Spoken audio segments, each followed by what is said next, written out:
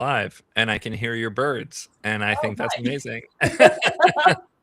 Yes. I don't have my window open to my backyard, but we feed the birds, so you can't hear mine. But we have all the ravens and the finches and all the stuff out there. My wife has become the Raven Queen of Topanga and has made friends with our two local ravens and feeds them hard-boiled eggs, and they do little dances for her, and it's amazing. Wow.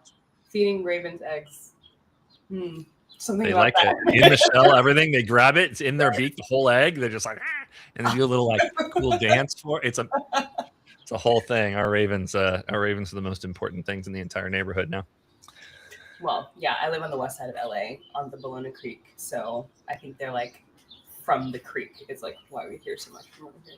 I love it. Well, why don't you tell everyone who you are, why you're here, what you want to talk about, your firm, your history, whatever you want to say about yourself. Yeah. Well, hi everyone who's like out there in the internet sphere. My name is Uchechi Kalu. I'm a certified financial planner and the founder of Greenlight Financial Planning. And so I live in Los Angeles. I've been here for going on 5 years, and JD, very pivotal to that.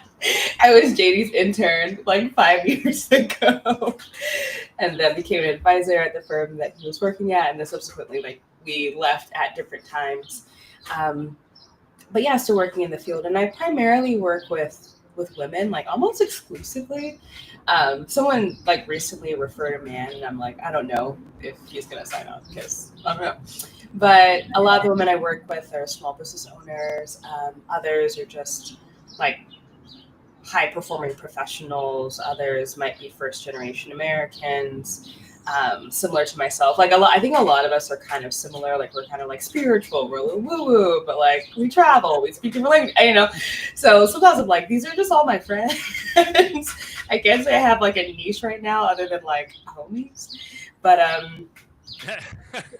yeah, or people who would be, you know. My friends. Right.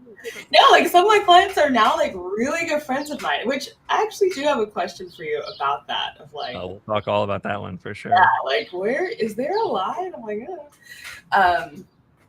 so yeah, that's a bit about me, and the reason I wanted to have this conversation, what sparked it, was a conversation with my longest term client, like now for many years. And this is also someone who we consider each other friends.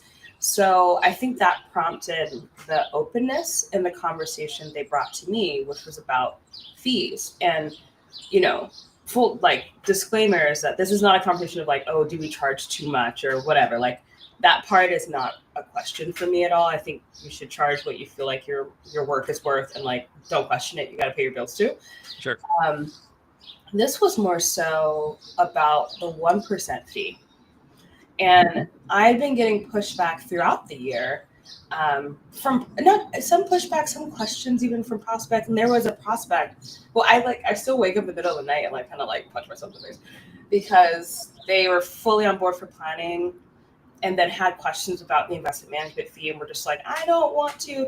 And I remember just like from my own training and also just from the work of like, it's just hard to be like, oh, I'm going to go dig through your Vanguard and figure that stuff out. But at the end of the day, I'm like, I should have just met her where she was, that person. So eventually they were like, actually, I don't feel comfortable doing this. But the client of mine, yeah, she brought it to me, was like, hey, the more I think about the fee structure, the less I can feel what it is that you're doing, actually. That was really the context of like, I don't really, like when you say 1%, like what does that actually just mean? Like, what are you doing for 1%? And knowing, I mean, all my clients, most of everyone's clients you're talking to, like, are incredibly intelligent people, right? So knowing that cost becomes incredibly variable, and as their assets grow, then you get paid more, and they're like, okay, but like, what are you doing? And I think I really had never encountered what I felt was a truly compelling argument for this. And before having the conversation with her, I just kind of thought through, okay, like what are different ways of going about it? I know the fee that I think that this costs. And I presented that to her instead. It was like, what about just paying a flat fee that we that we reconsider every few years, knowing that it can be variable as things change. It could go down as well. And that to her felt so much more tangible. And like, even though the 1% would have been just the same, basically, or actually maybe a little bit less for right now, she was like, oh yeah, I get that. Mm-hmm. So that's context. But my question for her directly was like, what are other fee structures to consider? Like, this is my first year of being fully solo. So like, what are other fee structures to consider? I don't mind turning someone away because they can't afford it or because they're not the right client. But I hate someone feeling uncomfortable because there isn't another solution that I've considered, or that they feel uncomfortable because they're like, hey, I didn't want this 1% thing anyway, but I do want the financial planning, and I'm just like hanging on to it for the sake of right. This is what we're supposed to do. so I was like, but working in the field, you only work where you work. You only have the experiences that you have. So I haven't seen the gambit of everything, and I really wanted some advice about fee structures. Well, let's talk about fee structures then. I love it. For those watching, we have a couple people who've joined us so far. If you have questions, post them in chat and we'll answer them. Or if you really want to jump on and ask either me or Uchechi a question, we can make you live and turn on your camera and you can come and join the conversation. Right? That'd be so fun. Be so fun. We'll see how brave our people are. We'll remind them as we get maybe a few more who are in the chat. So, fee structures are kind of on a spectrum, right? You have two options. You can have a fixed fee or you can have a variable fee. Yeah. Right? From there, you can start getting more tricky, right? Because your fixed fee, you can have be flat. You can have be inflation adjusted. You could have be... your fixed fee can be variable in certain ways because you can say, oh, I charge $6,000 a year for single people and $8,000 a year for couples. Yeah, that's right. That's like a variable fixed fee, kind of, right? Some people do that. I've seen that. And same thing with your variable fee. Your variable fee could be AUM, right? Percentage of the assets you manage. It could be a percentage of net worth. It could be a percentage of income. I've seen all three at different firms. And that's all fine. At the end of the day, if you think the pricing needs to be $10,000 to work with that client based on what their needs are, then you should charge them $10,000. Yeah. Whether you calculate that based on their assets or whether you just give them one invoice, who cares, right? Like, I mean, my standard quip when I'm talking about this is like, only the end result matters. The only person who cares about how you calculated the fee is your math teacher. And they want you to show your work, but no one else wants you to show your work. Now, that said, some of our clients are proverbial math teachers. They do care, right? And so like your one client came in and was like, hey, the way you're calculating this doesn't feel good, right? She wasn't complaining about your fee. She was complaining about your formula. Yeah, absolutely. Which, that's fine. And like you said, you could meet her where she is and that doesn't hurt anything. I had a client once when I was bringing her on. I think this was before your time with me, but I think you would have known the client, right? Because she's still around. Yeah. But we were bringing her on, and she had several $1 million. I think like 9. And I was explaining how our fees worked. And so she was in our what we would call our change maker model, right? In the day, right? So she was, a high net worth person, and so we charged. A 0.5% instead of 1% for those people. Okay. Yeah. But we charged at least a $20,000 financial planning fee. Okay. Yeah. Right. And so I was explaining how our fees work. I said, we're going to charge you $25,000 a year to do the financial planning. And then the assets that we manage, and she wasn't bringing us everything. I said, the assets that you do bring over, we'll charge you 0.5% to manage. Yeah. And she said, wow, that's really cheap. And I said, oh, well, what are you paying now? And she's like, well, I have this Schwab guy and he's charging me 1%. Yeah. And so, I'm a very honest and forthright person. So I explained to her, well, based on the assets you're bringing over and based on adding our financial planning fee and our AUM fee together, you're actually paying us a little bit more but our investment portfolios are a little bit cheaper, so your actual dollars paid will be about the same. Yeah. And she said, no, you're cheaper. He's charging me 1%, you're charging me 0.5%. You just have to be like, Like, okay, well, yeah, but I understand that, but we also charge this financial planning fee.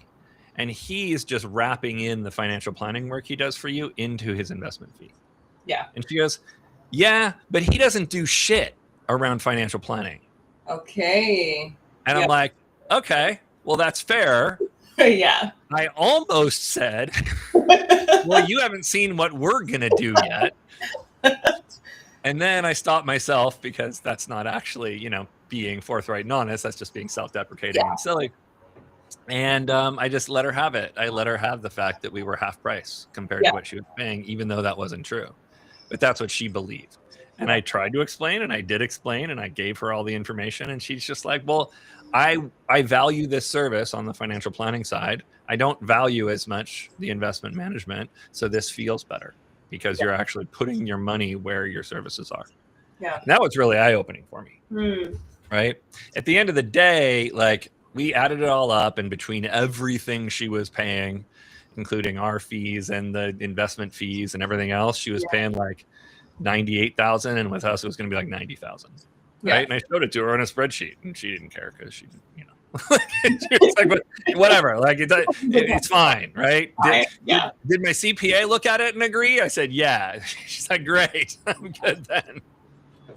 And so, like, that really showed me, because I'm looking at it like dollars, like, look, total dollars, you're saving money, so that should be good enough for you. Yeah. But to your point with your client and with the one I just described, it's not. That emotional angle is meaningful to them. And so I think you're right. You meet your clients where they are. You go in, you figure out what it should cost, and then you start developing your pricing structure so that you can have as few pricing structures as possible and meet most people's needs. Yeah. Right? You want to be able to make almost everyone who wants to work with you happy with your options. Yeah. And have as few of them as possible. That's kind of my goal, just for simplicity's sake, right? Because it kind of sucks to have 5 different fee structures, right? Or as I ran into one time, 145, No, oh God. Heads up, I don't think we correctly went live on LinkedIn for some reason. Oh, hold on. I'm getting a note real quick that we may not have been live on LinkedIn. Oh, it just says sending data, connect event. Yeah, and then eventually it says. Yeah. Okay. Well, we're on YouTube, so we're having issues with our LinkedIn stream. So hopefully you're not trying to launch there, but I'm going to do a quick post on LinkedIn while we're here so that everyone knows to come on over. Yes, take your time.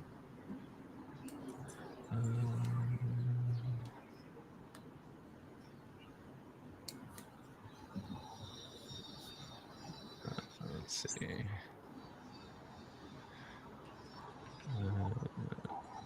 Repost. Silly LinkedIn.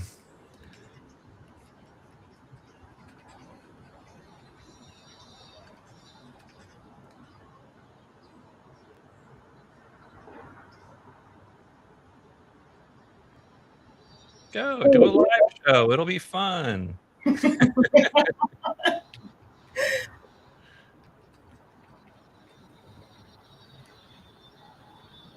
All right. Great. Thank you, Dylan. For those people watching, Dylan, my producer, is in my ear. He's, in a little side chat with me. So he gets to tell me all the little secret stuff on the side. I feel like I'm on Frasier and Roz is in my ear, for those of you who are as old as me and remember what that is. Okay, what were we talking about? Oh, that kind of the emotional aspect of the fee calculation.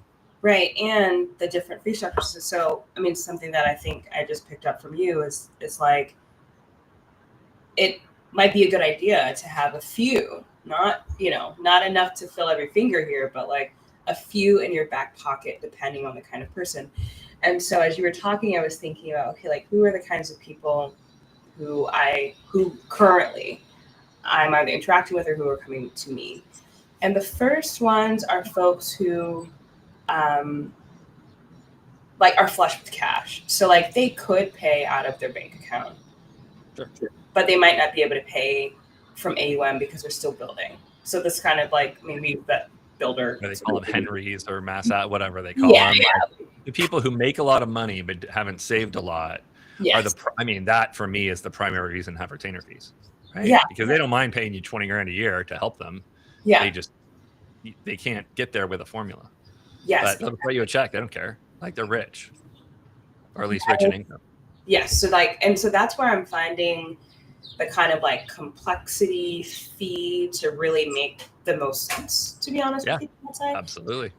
And then I feel like I'm interacting with like older folks who actually have accumulated a lot, but are not used to the idea of having someone on retainer. Mm-hmm. Do you know what I mean? So like be like, okay, well the fee is $6,000 or $8,000 or $10,000. Pay me out. They're like, what? I've never paid anyone any of that before. My Merrill Lynch broker is free. Right. My Northwestern Mutual guy, I'm like, oh my God. So I like for them, I feel like the AUM makes more sense. Totally. Now, some of those people, AUM is hard for one of two reasons. Either they don't quite have enough AUM, so they're in the middle. They're not quite the first person who just has a bunch of income, but they're not quite the like, I got 10 million bucks, right? They're kind of somewhere in that middle. Maybe they have $500,000 or $1 million. Right. And you're looking at it and saying, well, to actually do the work that you require, that's kind of a $15,000 a year engagement, right? But you only have $1 million bucks. That's only 10,000. So you can do the mix and match. You can say, hey, I'm going to charge you 1% plus 5,000. Yeah. Right. You could say, well, I'm going to charge you 15,000 and then enough AUM to get to the 10,000, right?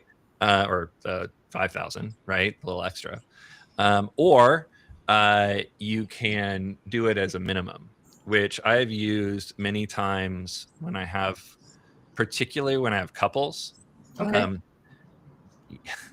Usually heterosexual couples, usually older, and usually it's the husband doesn't want to have the assets managed and the wife would prefer that they were. Oh my gosh. Right? Yes. So many times, right? That's the archetypal. It's not always that. But it feels like it's mostly that. I have a client and like all their assets are like at a bank or something with the and I'm like, I'm not even I don't even have enough energy for that. In those cases, I've had pretty good success saying, okay, it's going to cost you $15,000 a year. And that includes managing up to 1.5 million, and over 1.5 million, we'll charge you 0.5% or 1% of those assets. And so you convert that internal money messaging of the husband in that archetypal example, who thinks if he's paying someone to manage his assets when he could theoretically do it himself, he's a sucker. And it was probably his grandfather that told him that, or his dad, or some friend, or whatever. And so he's just he doesn't want to be a sucker, you know what I mean? And get taken advantage of, and feels like he's getting taken advantage of because you're charging him a percentage. You know what I mean? And so if you flip it and say, you're going to pay me $15,000 anyway, if you don't bring me your assets, well, now you're an idiot because I'm doing it for free anyway. Okay. Let me speak that back to you, because I don't think I've heard this before. It's like, starting with yourself, what do you think the fee is for that person? In this case, we'll use 15,000. So like, all right, well then 1.5 million, I can manage that for quote unquote for free, right? Because you're going to pay me 15K anyway, and it'll maybe come out of cash flow. But everything over that, I will charge for but at a fraction. And so it does feel like you're getting this like crazy deal discount of like, oh, they're just managing my assets. Okay. It feels like a discount. It's not at all, right? This is like some sales, like ninja Jedi mind trick happening right here. All sales is ninja Jedi mind tricks. Yeah. Right? That's all it is. And talking to people and connecting and building trust. I mean, obviously. The real part. But, actually, my advisor does a kind of a variation on this. She charges like, I think it's like $7,600 a year for financial planning, and that includes up to $500,000 in investment management. And after that, it's like 0.6%. Oh, I which like works that. pretty well. So it's a little, if I have $1 million, it's a little bit more than 1%. Yeah. But over time it evens out and is a pretty competitive, Yeah. competitive fee. And anything above that is, a relatively lower fee. So I'm encouraged to bring it over from wherever it is, Yeah. because it's ultimately cheaper. So something like that tends to be like the, right in the middle of everybody, right? Kind of is just like, okay, everyone's kind of like, yeah, okay, it's fine. It's close enough. Yeah. The other thing to say about all this is you might have a bunch of people questioning your fees because they don't understand it, but that doesn't mean they object to them. So Yeah. I Yeah. would be looking at changing fee structures based on who doesn't hire you, as opposed to does hire you and has to have a discussion around it. Yes. Right? The Yeah. goal isn't to not have a discussion. The goal is to get the clients you want to sign up and Yeah. not have pricing be a barrier. Right. Or at least pricing structure be a barrier. Sometimes you do want pricing to be a barrier because you don't want people who Like, can't afford you. You know what I mean? Like, that's different. Yeah, so, no, I agree. Like, the person who sat and had that conversation with me, I was so grateful for it. But like, yeah, they weren't saying like, oh, I'm leaving because of it. They just wanted to understand more of the rationale. Like, can you tell me more about what we're doing? And then essentially making the planning more real, which I think is helpful for all clients, no matter how long you've been working with them. Just be like, oh yeah, that thing. But I felt like I really ran into it with that person who had committed and then was like, oh, you don't have another way to do this. And I did not have anything in the toolbox. And I think this last suggestion that you mentioned here of just feeling like you're kind of getting something for free would have been so powerful to use with her. But I didn't have it at the time, so. I mean, the other thing that you should recognize being in your first year and kind of in your building mode and experimentation mode. Yeah. You don't need to be consistent right now.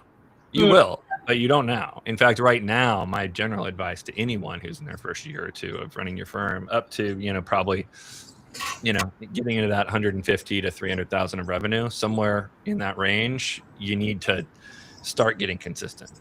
Right. But up until that point, you don't. Right. Just go and ask if someone's like, oh yeah, the fees are a little rough. You're like, well, what were you hoping it would be? Right. What's your preference? How do you want to pay me? Right. Okay. It's going to be about $10,000, right? One way or the other. Like what's your preference for how that gets calculated? How do you like it? I like it. And then just do that. Eventually, when you're much bigger, as you've grown your firm, you are going to have to go in and reprice all your clients anyway.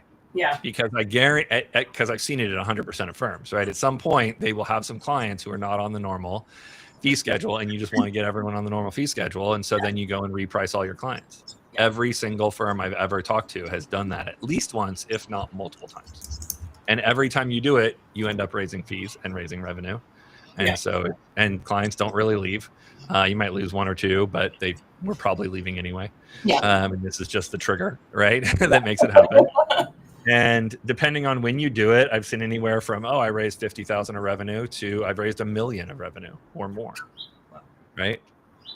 I did, when we just normalized our fee schedule, you end up finding $1 million of fees because you have all these old ones back from the olden days, and these people have been getting a screaming deal for 10 years.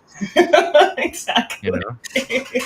And then you adjust it to a standard fee schedule. All new clients go on that fee schedule, and 1 year later, you go to your existing clients and say, "Hey, everyone, this is our new fee schedule, and you're going to move to it." And then you can, do it slowly over time. You can offer some discounts for a while, but like there's a whole, process that I have people go through to raise their fees or just normalize the fees, at least get everyone on the new schedule. And then once you're there, then you hold it, right? And then it's like, okay, now that's my fee schedule. And it works because of all the clients that have signed up for it. That's your proof. Yeah. Right? Your fee schedule works if people are paying it and not leaving. And they're saying yes. And they're not walking away going, yeah, I wish I could hire you. I just can't afford it. Yeah. Right? Because when they say they can't afford it, they usually can. It's just they can't envision affording it, Yeah, exactly. Right. Well, that really covers that question, but now this I feel like it's raised other questions. Well, that's how it always happens. that's why I always book 2 hours for these conversations. Wow. We just keep going, Well, my next question is actually about relationships with your client, not romantic relationships. I'm not saying cross that barrier, unless you want to. But Your friends. I don't know if the CFP board would care or not. I'm not sure. Maybe it's in the ethics somewhere. But yeah, like, how close is too close? Is there a too close? No. Okay. I have some of my absolute closest friends who I've known forever. Yeah. I'm still acting as their advisor because they just can't stop, calling me. You know what I mean? Yeah. And I'm doing that one way or the other. And for them, I probably know their bank account passwords and their social security numbers. And, I probably, my best friend one time, I got him a gas credit card when we were 18 because I had all his info. So I just applied for him. You know what I mean? Yeah. But that's our relationship, right? He looks to me like I'm his guy, that helps him on all this stuff so he can go be a cool, fun artist. And I have other friends that are extremely close that I wouldn't touch. Okay. Ever. I'm like, nope, I'm not getting involved in your business. Yeah. Let me refer you to my friend. This is not the relationship that's going to make us be happy people together. Yeah. So no, I don't think there's too close. But I do feel like you have to really look deeply into yourself and understand how you draw your boundaries and how brave you are when you're talking to that person. Can you tell them the same truth that you would tell someone who doesn't have that relationship with you? And there are definitely people in my life that I could not be that truthful with if I had to. I can't tell them that bad news. It would strain our relationship. Yeah. And there's other people, I'm like, no problem. I tell them that anyway. Whether they're paying me or not, like, I'm going to tell them when they're fucking up, like, it's no problem at all. So it's more about you than them, right? They will opt out from working with you if they don't want to work with a friend, if they want someone independent, right? I do. Like, I didn't choose to work with people that I'm extremely close with because there are some gotchas in that one, I feel like, as a client. I don't want to have my advisor be someone that I'm going to go on vacation with. Yeah. Okay. Because then if I'm looking at my budget for my vacation, no, it's very awkward. They're thinking about their budget, not my budget. They're like, well, I want you to spend this much because that's what'll make a more fun trip.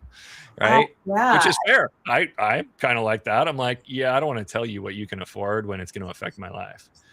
Yeah. I feel like, this question is kind of twofold because I'm thinking about some clients who like previously were strangers, but are now good friends. And I think it's with the work somehow, clients will consider you a friend before you consider them a friend. There's a degree of parasocial relationship that happens with clients for sure. Yeah, there's no question. You're like, oh, are we friends? I guess, and you kind of like lean into it. So I think that's been interesting, but I do like that metric of like, do I feel as this relationship progresses that I could still be absolutely honest with this person? Yeah, that's your job. And if you can't do it, then don't take the job. You know what I mean? Like it comes down purely to that. Yeah. Only take on jobs where you feel like you can be the best person for them. Yeah, that's real. And that is harder to be the best person for them if you're close. Yeah. Right. But when you develop a friendship over time, I've never seen that break. I'm sure it has. I'm sure it can, but I've never seen it break because as long as you're holding to your boundaries and holding to your professionalism around money, then you're usually fine because that thread of who you are to them will hold usually. Yeah. Right. Yeah. They're like, okay, you're my advisor, but we're also friends, right? Yeah. It's more awkward when it's the reverse. We're friends, but you're also my advisor. I'm feeling that with someone else I'm working with, and I'm feeling that because I'm like, it kind of feels like it's hard to interact outside of the advisor space. now. And so this has been the first time that I'm like, actually, I want to be a little bit more discerning. If I already previously knew someone and that they wanted to work together and I brought them in, I just want to be, this is also tied to these like fee structures and models and how I present the service to them. Like maybe it's a smaller engagement or something like that, where I feel like they understand that they could be offboarded after a period of time rather than like we're stuck together forever. Yeah, this does get easier as your firm grows and you have another lead advisor that you are working with. Like if you're on like diamond team structure and you're the relationship manager and you have a lead advisor and you assign the client to the lead advisor, but you're still part of it because you're their friend and so you show up to the meetings. Yeah. Then it pretty much works fine because then it's just a matter of you knowing stuff about them. Yeah. And that's the awkward part. But that's fine too, because like, look, I have friends that used to be strippers and now they're doing real jobs, and I just don't talk about that. You know what I mean? Like you know what I mean? Like we can be cool. Like if you have friends that you knew in their 20s and now you're in your 40s, like there's lots of times where you just got to be cool and don't say anything because you're not supposed to talk about that anymore. That's awkward. So just don't do that. So that's an awkward part of the relationship, but it's not that awkward because it's also like a wink wink nudge. It's like, hey, you don't do that anymore, and that's fine. If I had someone else to pass them on to and it wasn't like, oh, I have to do this, that would solve everything. Actually, that really would solve it for this person. Yeah. Okay. But if within your relationship, so like maybe I'm a little different than everyone, but in my general relationships with almost every single one of my friends, I generally end up being the dad or the elder or the most responsible person in the room. You know what I mean? Just because some I hang out with a bunch of artists and cool weirdos, you know what I mean? And most of them didn't like have kids at 26 or whatever that I did and kind of went through that being a dad kind of vibe. And so, I'm the one who knows about insurance because I'm the one who knows about insurance. Right. And so, they're all going to ask me about that, even if we're just out hanging out, having dinner or for a walk or whatever. So if that's your general vibe in the world, then you're going to have less trouble working with your friends than if you are the jackass in the room and then you're trying to be their financial advisor. Right. So if you're the one who gets hammered at dinner and then everybody needs to call the Uber and you're just, if you're being irresponsible, which is fine. I'm not saying that's a bad thing to be like, go have fun. You know what I mean? Go for it. But at the same time, like, you can't then be, if you're getting hammered at dinner, you can't be the advisor to all your friends. Right. That's just, it doesn't work that way. Right. They're like, nah, we're good. Whole personality. Right. Exactly. Yeah. So some of it is how you want to interact in the world. Like, I don't particularly want to go be the person who's out getting hammered at dinner with everybody. I want to be the one who drives everyone home, make sure everyone gets home safe. You know what I mean? That's where I find joy, is like helping people in that way. So, so it's easier for me than it would be for someone else who, who hosts the beer pong tournament every year, Yeah. Well, that's definitely not me. Okay. All right. That's good to know. I think I hadn't really... maybe I just hadn't talked to people who were like, I'm actually genuinely friends with some of my clients. I was like, I was just hoping that I wasn't like pushing some kind of professional line and that like we're supposed to just be like, don't date me or not. Only if you're giving different advice than you should. Okay. Well, of course. Yeah. That's it. Like if you're giving different advice than you would someone who wasn't your friend, then you should fire the client immediately. Right. But if you're not, if you're being honest with them, now you might have to have additional conversations with that client where you're talking about like, hey, we need to talk about where boundaries are, right? Between our friendship and our professional life, right? And what our priority is. And if there are issues here and there, and I have had friends who were clients and it didn't work out, right? And it broke both the professional relationship and the personal relationship. Right, when it ended, right? That does happen. I've never had it with someone I'm particularly close with. You know what I mean? More kind of community members who I know, knew outside and said, "Oh, come on in, I can help you." Like other parents of kid friends, kind of thing. You know what I mean? But it's not. I've never had it be a big problem. Okay. All right. Just be really, really high integrity around it, and then you're fine. Yeah. It's like, which is the general rule for anything we're doing as investors, but extra, you just kind of have to know that's a complicated relationship, so it's extra. Yeah. And I have found that like it's just been interesting about kind of what you were harking on of like all the different ways that you're showing up. You have to be incredibly mindful about it. Like if this is someone who's gonna just like, not that anyone's sending me pictures of their breakfast, but like someone who's just gonna like text you what's going on and filling you in, it's like I have to be mindful of the things that I'm filling them in about. I can't just be like, well, I was out there in these streets. Like that's like not gonna work. And that's not, that's true whether you're working with your friends or not. Right. Like at the end of the day, to be an advisor, I feel like is a 24/7 job. That your social media, your behavior in public, I don't care what you do in private, that's up to you. You know what I mean? But in whatever room you're in, you have to know that you are a professional, and you have to act appropriately in every circumstance. It doesn't mean you're not causing trouble, because sometimes that's appropriate depending on what circumstance you're in. But like, you want to make sure that you are always holding to your professional ethics, even when you're not in a professional relationship. Because you never know when one will arise, and you never know who you're talking to, who they will be talking to next. And who's watching.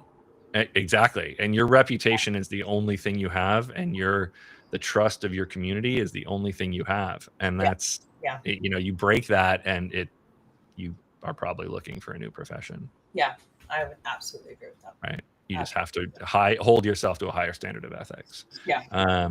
Which I got used to as a CPA, and now I'm a professional fiduciary licensed in California. So I have legal requirements to do that.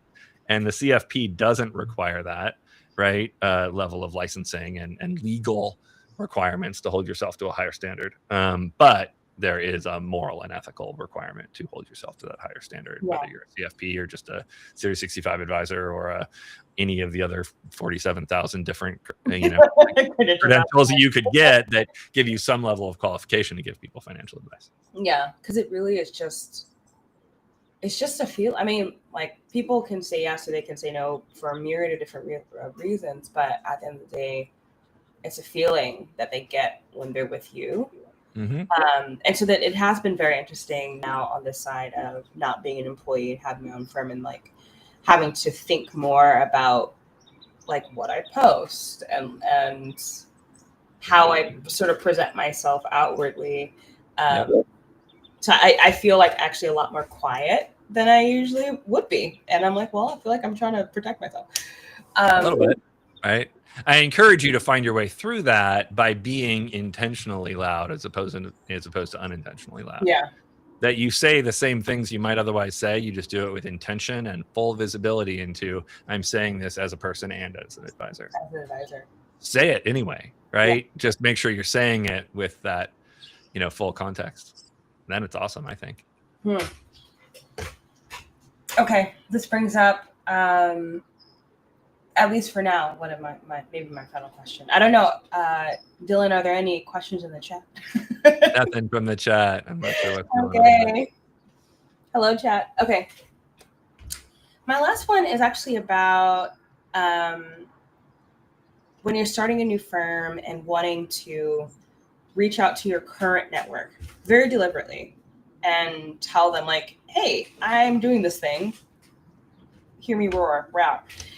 How, like, any suggestions about how to go about that? Like and just for more context, it's like, I feel wary of just like sending a blast email. It's like, it's an email. Who reads those? No one really. I'm sorry. I'm 52. I read my emails.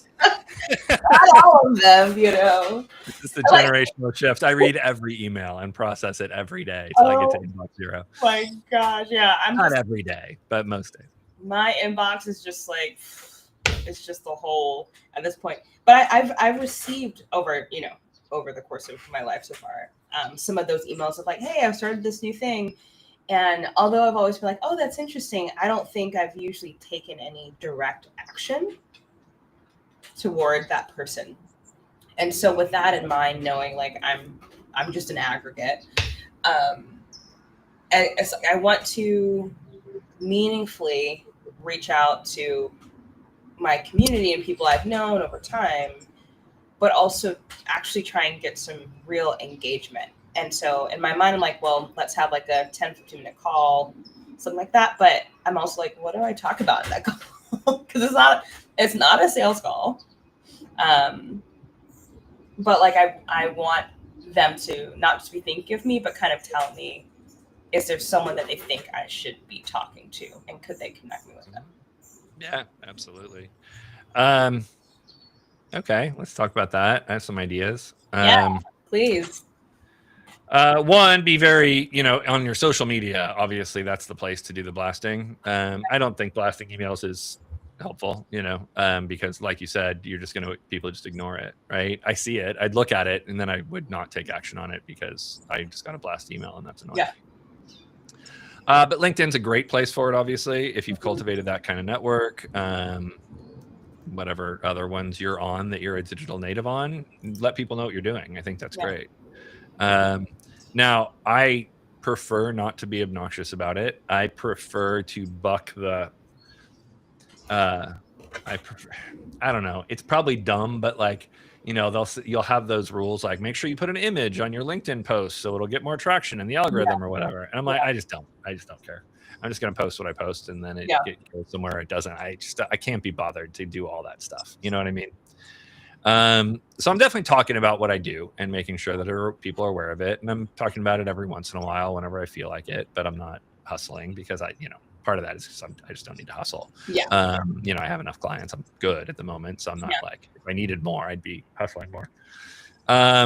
But then for your kind of, so do that. And that's good. Just so everyone knows. So it's clear, and do it not once, but, talk about it multiple times in those channels without getting to the point of obnoxiousness, right? You don't want, you're not doing it. Do it when you have something to say, not when you have, nothing to say and you're just trying to remind people. I just find that obnoxious. But whatever those communities are that you want to be present in and you have connections, use it, right? Talk about money stuff, talk about the fact that you take on clients. And then in your community networks and friends and former colleagues and all those people, I would start listing out the who are the connectors and the leaders in those communities, and who are the people who follow along. Because you want to spend your time reaching out to the connectors, not to the follower along people, because the follower along people you might get as a client, but the connectors you'll get as a referral source. And then you'll get 10 clients from them. And so I would be kind of thinking in each of your communities, who are the leaders, right? Who are the ones that people listen to? Who are the ones that are always the one organizing the whatever? Those are the people to specifically reach out to. And then, reaching out to your other friends just as you would otherwise reach out to them. Right. So without being like, hey, you want to sit down for 15 minutes? And they're like, that's not how we do things. What do you mean? You know what I mean? But if you meet someone for lunch every month, then meet them for lunch that next month. And then when you're talking about what you're doing, just make sure they know what you're doing. Right. And keep it natural and not pushy, and then you're fine. But people want to know what you're doing in your life. They want to hear about your new business. They want to hear about all that stuff. And so you do want to talk about it, right? But talk about it just like you would if you were getting another job, and they'll self-select in if they feel like they want to talk to you. Yeah. Now, the easiest way to let people self-select in is, I remember I did this when I had a tax practice, right? I just had a free second opinion meeting. Bring me your tax return. I'll review it. If I find problems with it, then I'll let you know what they are, and you can pay me to fix it, or you can use me later. So a second opinion portfolio review or a second opinion financial plan review, if they are already working with an advisor, or whatever they have, like just a basic 1 hour, I'll sit with you and I'll look at all your financial stuff and I'll tell you if I think you're doing anything wrong. No charge. Right? For you and anyone you send me, right? If you refer me someone, I will do an hour for free with them. No worries. Happy to do it. You can give them a little gift certificate if you want. I think Yeah. that's a little easy, but you can, right? But as long as they know that and I would add to that, I will sit with you for an hour. I'll tell you everything's wrong with anything I see that we find in that hour. We probably will go over, so don't book anything for the next hour after it, because even if we only do an hour, you're probably going to spend the next hour doing some homework, because there's probably some stuff I find that you can fix quick, right? And just sit with them. You're like, hey, log into your investment account. Click on your beneficiaries tab. Just have them screen share, or if you're in person, just sit over their shoulder. Yeah. Right? Hey, it looks like are these your correct beneficiaries? And they're like, no. Yeah. Like, okay, yeah, that's my ex-wife. You're like, you That's should, okay. do not give your ex-husband that $1 million in your IRA. That's insane. Yeah. Right? And so you find one thing wrong with their finances, and they'll probably hire you as their advisor. And if you don't find anything in an hour of looking at their basic level finances, you're like, actually, you're doing really great. Keep doing what you're doing. Yeah. Then great, you're done. That person is more likely to refer to you than the one who hires you. Because if you do an hour of work to someone and don't pressure them to be a client, well, now you're trustable in a way that you aren't trustable if you do accept them as a client. I mean, you still are trustable, but they don't feel it in the same way. Yeah. When you don't accept someone as a client, now they believe you when you say, I don't trust everyone.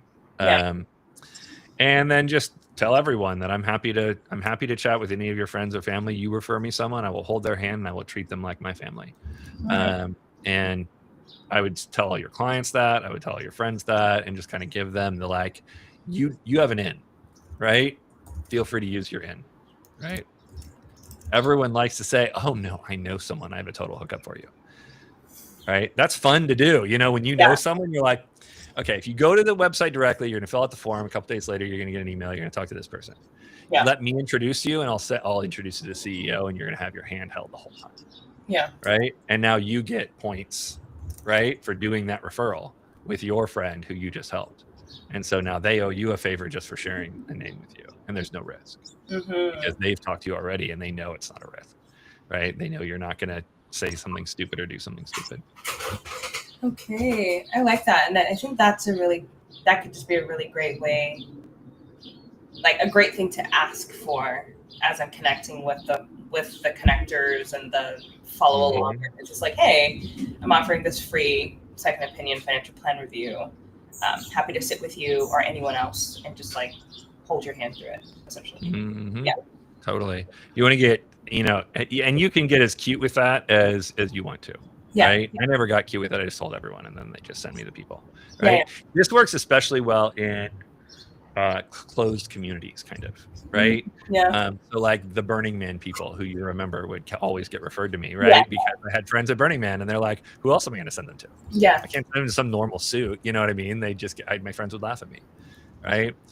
So immigrant communities, religious communities, kind of social clubs, counterculture things like Burning Man or the Rainbow Gathering hippie folk or whoever it is. It's a little bit counterculture, a little bit not kind of your, typical, society member that you would run into on a day-to-day. Anyone that has kind of a closed circle. Yeah.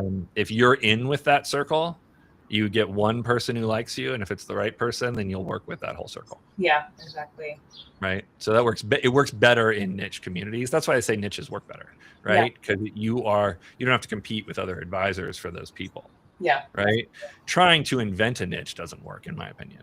Right. But if you have one already and you are the natural referral source for a particular community, whether that's a company or a club or a church or whatever, then you're going to be their number one choice and their only choice, typically, as a referral.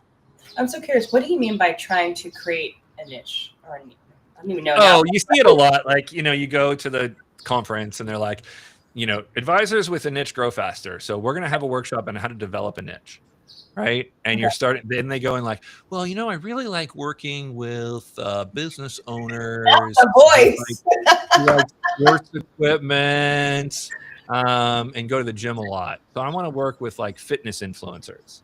And then you'd ask them like, okay, how many fitness influencers are you really close to? And they're like, oh, none. I just got to go out there and start hitting the pavement and meeting some. Right. That's really common because everyone says you need a niche. And so then people are like, well, I don't have one. What do I need? What do I do? They're like, well, then they start thinking, well, what could my niche be? right? And they're like inventing one. Okay, And that's what you mean of like just looking at like what is it that I want, or what is it that I like, and then choosing that and then pursuing that rather right. than starting It with is where not they are. about what you like, right? It's about what likes you. Yeah, this is You know, like you can't just, I mean, you can, and you can do that, yeah, right? But I think it's harder. yeah, Now, the other problem with any of this kind of marketing is it has a shelf life in terms of your size of your firm. At yeah. some point, Mhm. what we've defined as any niche or any community that you're in or any of that sort of stuff, we're just defining the low-hanging fruit to find clients. We're Yeah, saying, where are the easiest places for you to find clients right now? yeah, Well, pretty soon you've picked all that fruit and you've tapped all those communities, and now you don't have any more left, yeah. right? If it's a good niche, there's an end to it. There's only so many people in it. Because if there's an infinite number of people in it, then it's not really a niche.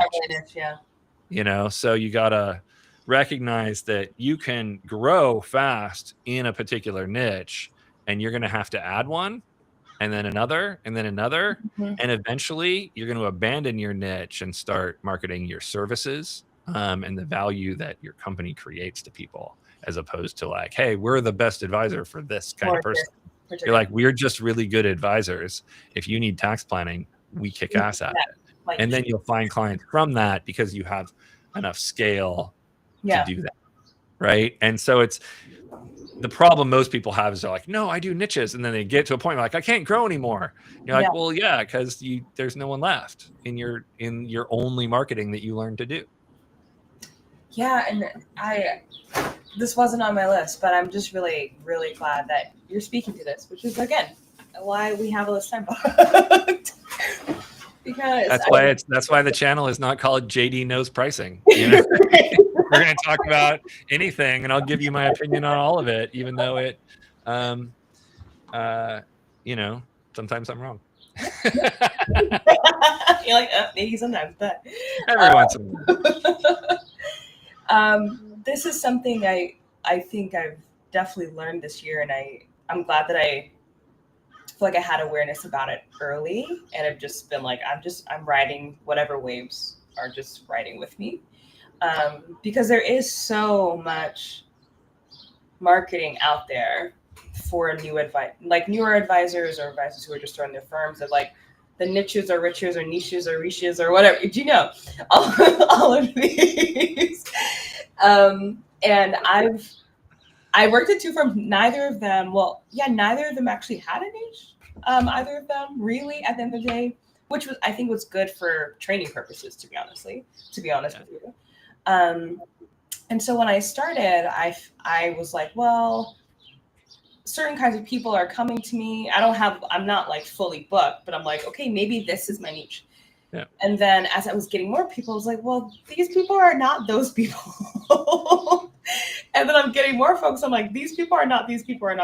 Like, they're attracted to me for different reasons. But I started to feel like if I only market myself in this particular way, then people who actually feel in whatever way, they already feel that there's some trust there, they already feel that they're tethered in some kind of way, are then turned away because they're like, well, I'm not that particular thing though. Exactly. And as the advisor, we know, well, actually everyone, unless you're like so specialized in some, I don't know, little small world, everyone kind of needs the same stuff. So yeah, unless they don't. And that's where the true power of kind of niching your firm does come about, is if you are in a community that has very specific and different needs from the general population. Yeah.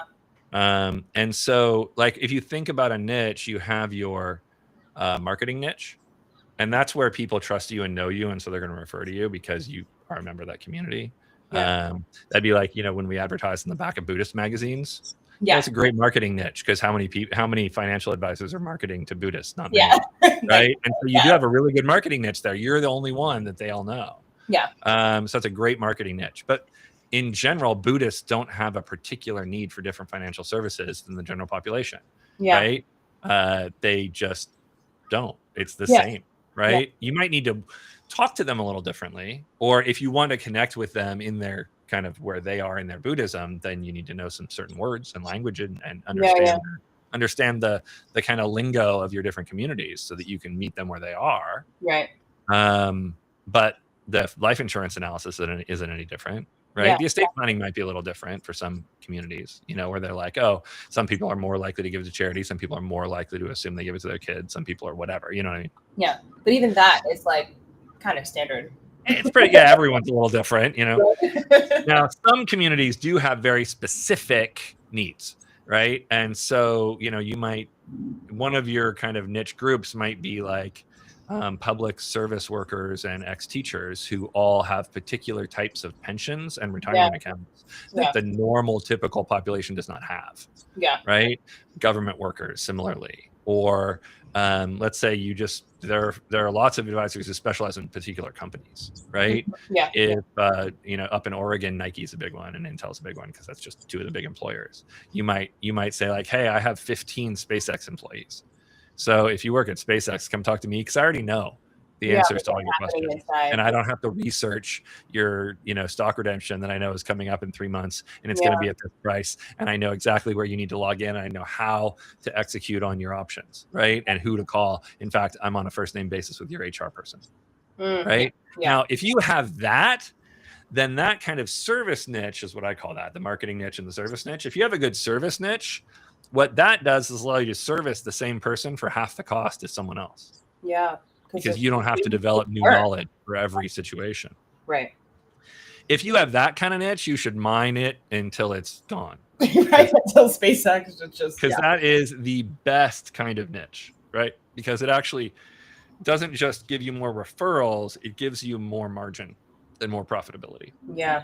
Absolutely. Right? Huge efficiencies in that. And so that's a really good, a good situation to be in. Yeah. And if you have both a marketing and a service niche that are in the same community, yes, maybe turn your firm toward that for a while until you have exhausted the extra growth from that.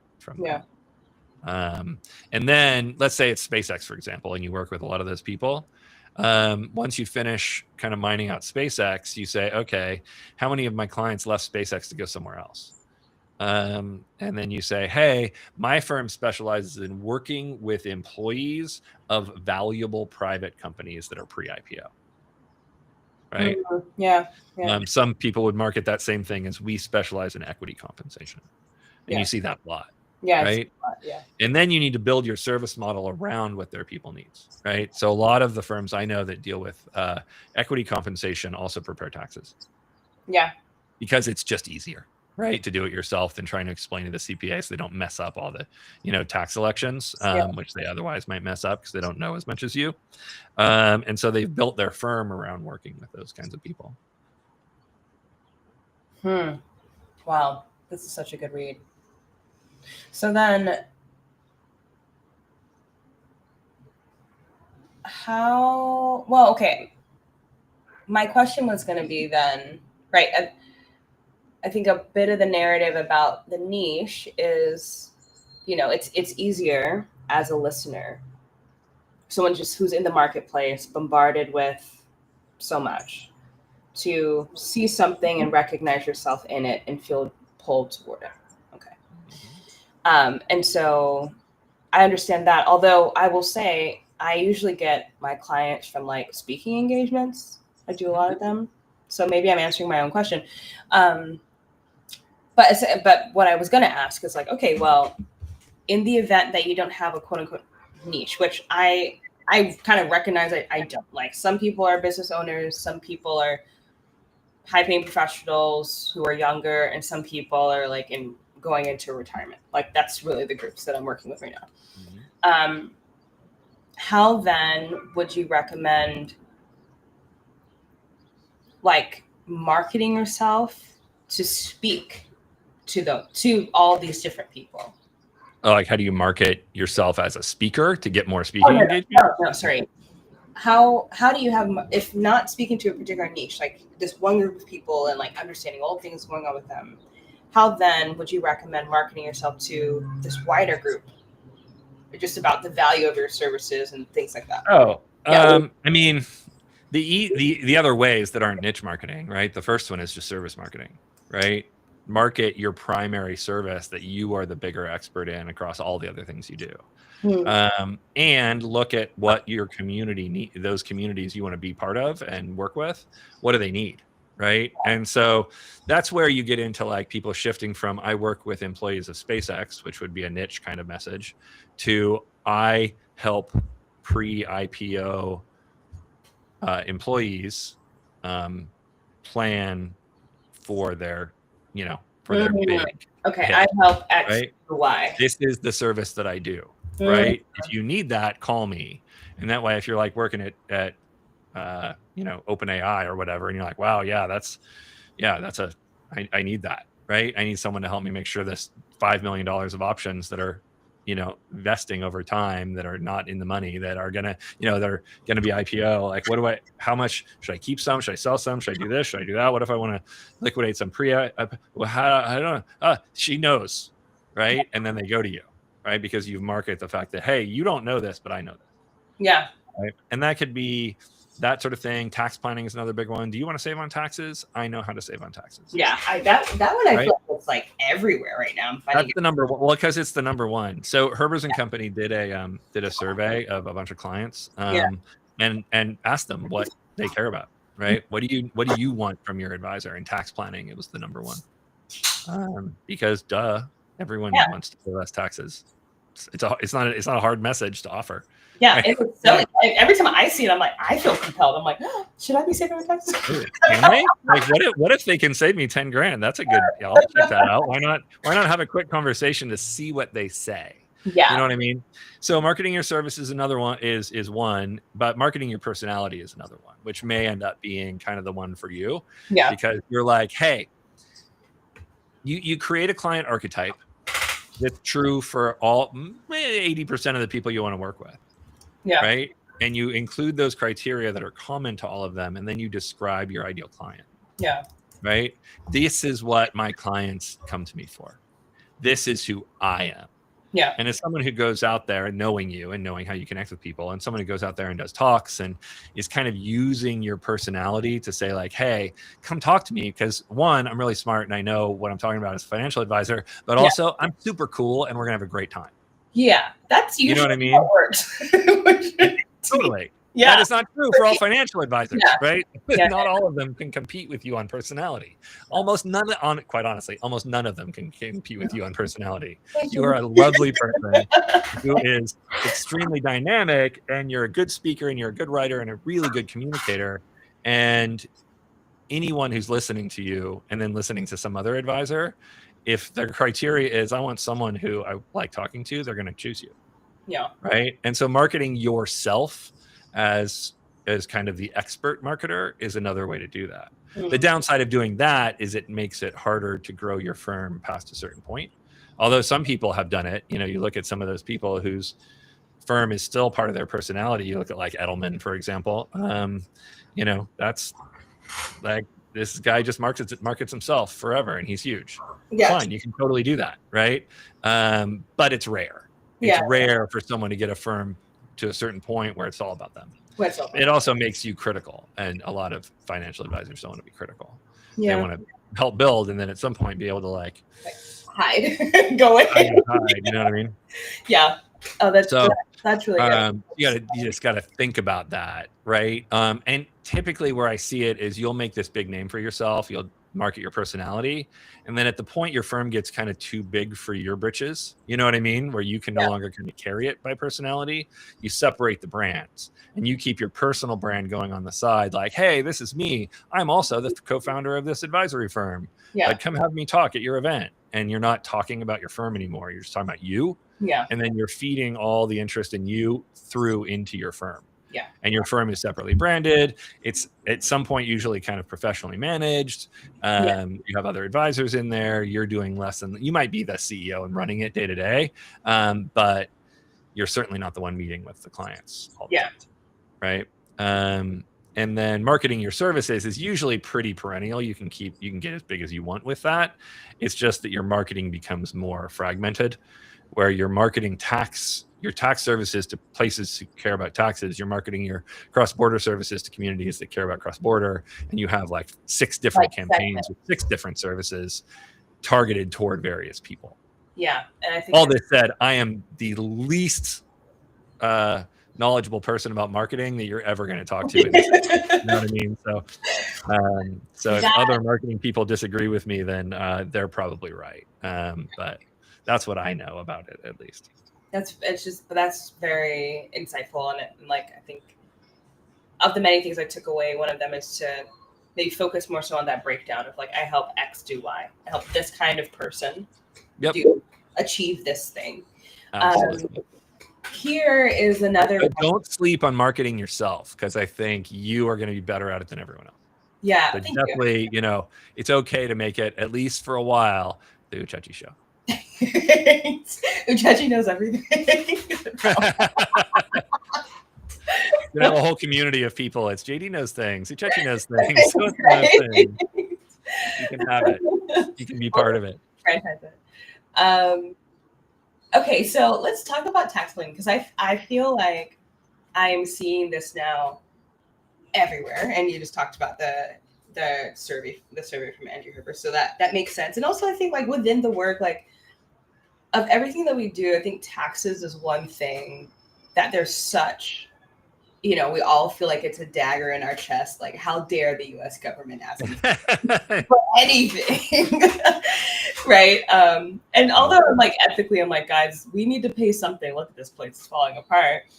It's okay to know that we should all be paying taxes, and we know that we need to support our central government, but also want them to fuck off and get out of here, tax man. I want to keep it fine. You know what I mean? That crosses all political divides, that feeling for sure. Some people more or less, but I don't know any political party that is, a monolith of like, no, we like paying our taxes. Individuals, sure, but like, I don't even know individuals. Like, so it's a thorn in everyone's shoe. And so I've been sitting here thinking like, if this is not work that I want to take on, I am not CPA, EA, nor do I even, that's like not my genius, but I've been like, well, this makes a lot of sense. Would it make sense to try and incorporate this into my business earlier on? And so my question for you is like, how do you have any suggestions on how to do that? How to actually do it? Yeah, 3 steps. You got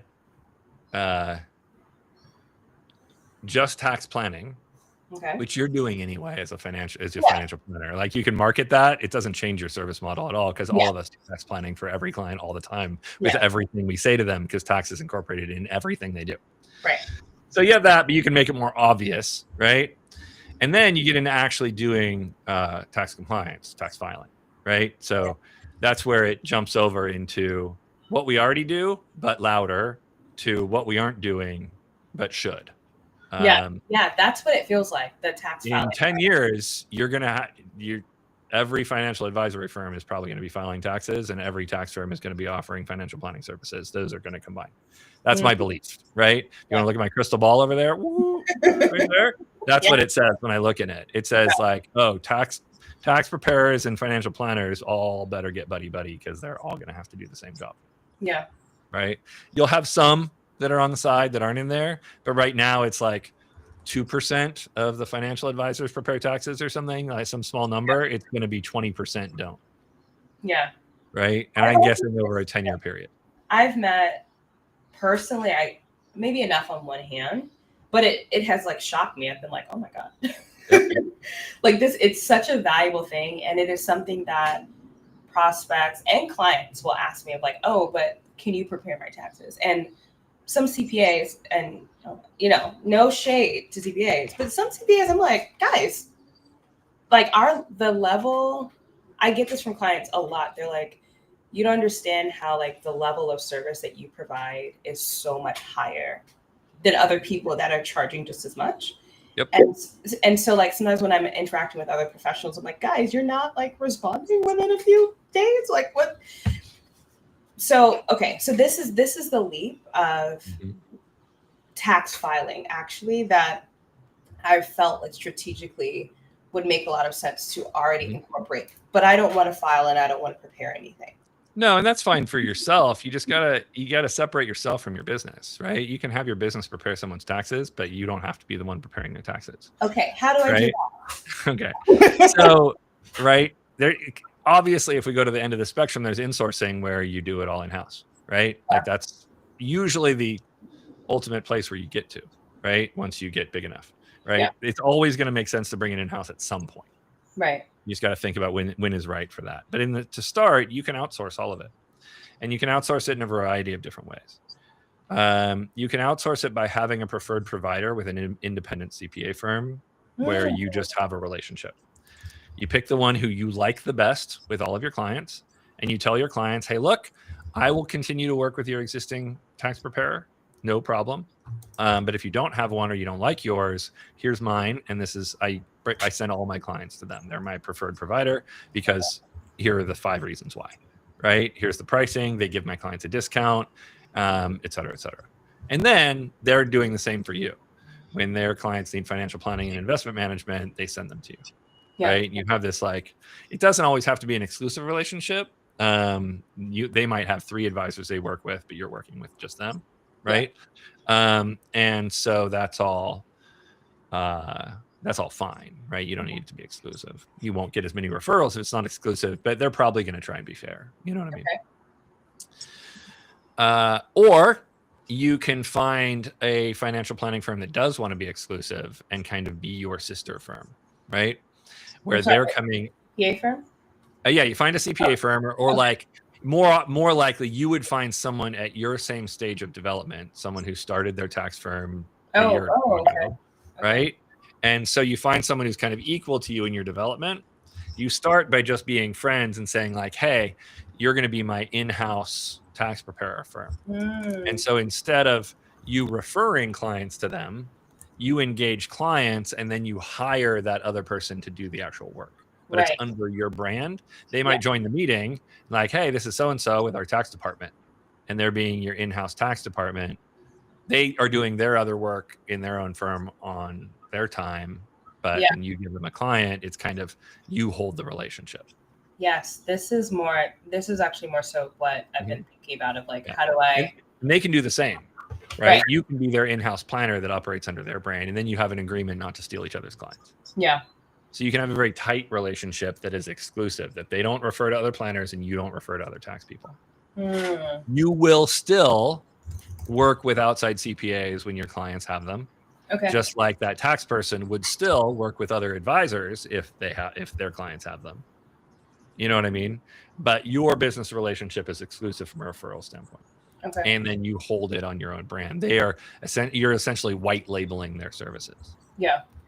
There is a service that does offer this kind of just as a, tax preparation in a box, called April. Okay. Named after obviously the month of the tax filing.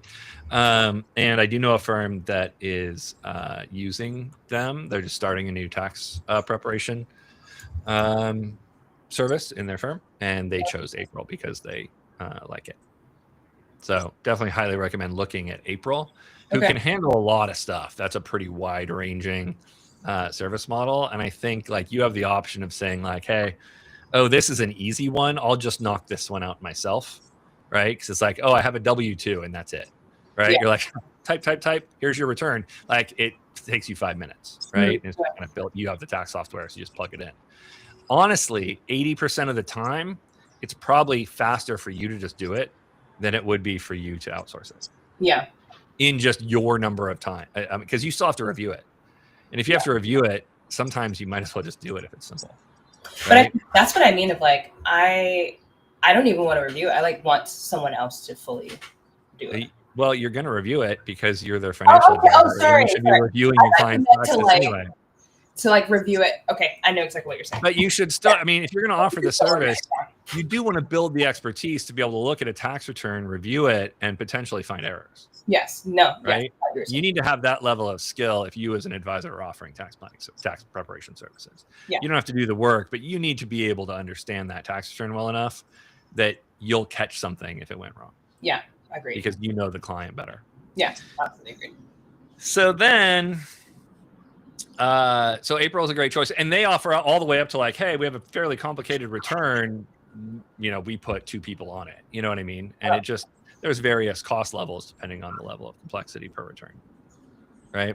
Yeah. So it's an interesting service. They're designing themselves as hey, you want to offer tax preparation? Just hire us and we're your tax prep in a box. You know what I mean? Like done.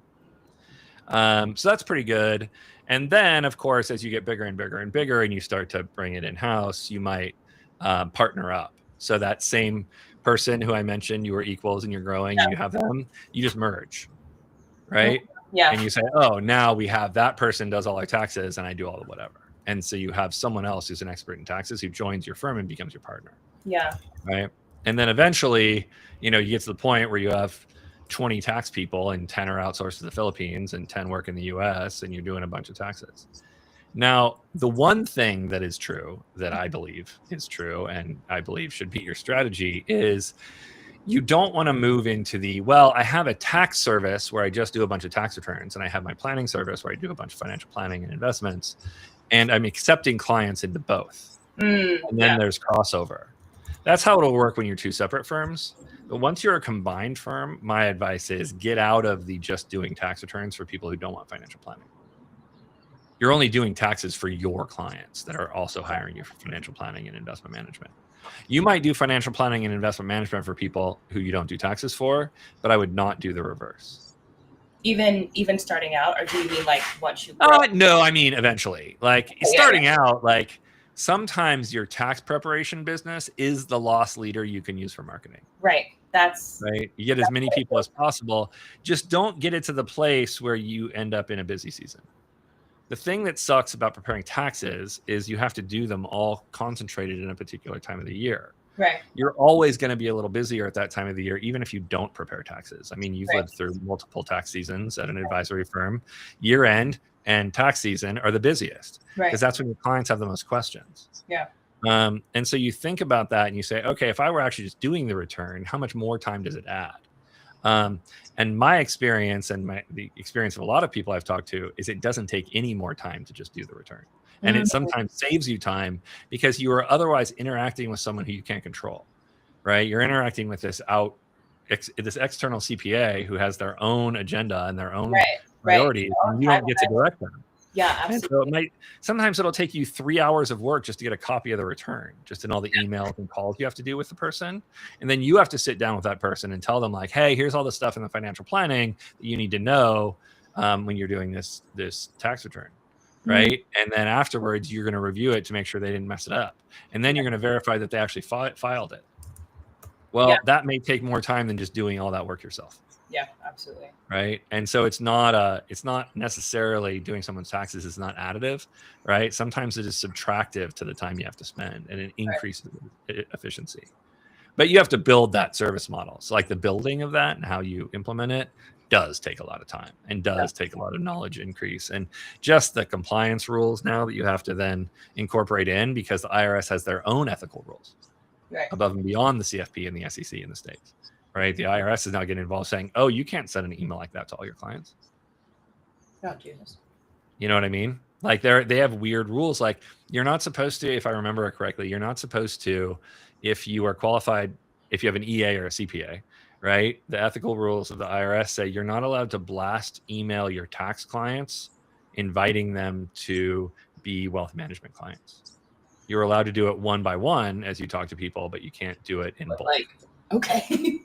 So I don't know. Does that mean you send a newsletter saying like schedule a call? Or there are just rules that you just have to follow. Yeah. Or you lose your EA or whatever. And then certain states have rules for tax preparers around what kind of entity structure they can be in. And so in some states, you need to have 2 different entities, one for your tax practice and one for your financial planning practice. Right. Most firms do that actually, because CPAs are generally constrained from having certain kinds of they can't be a full limited liability firm. Okay, yeah. Like in California, you have to be a professional corporation, which is different, where you don't have limited liability.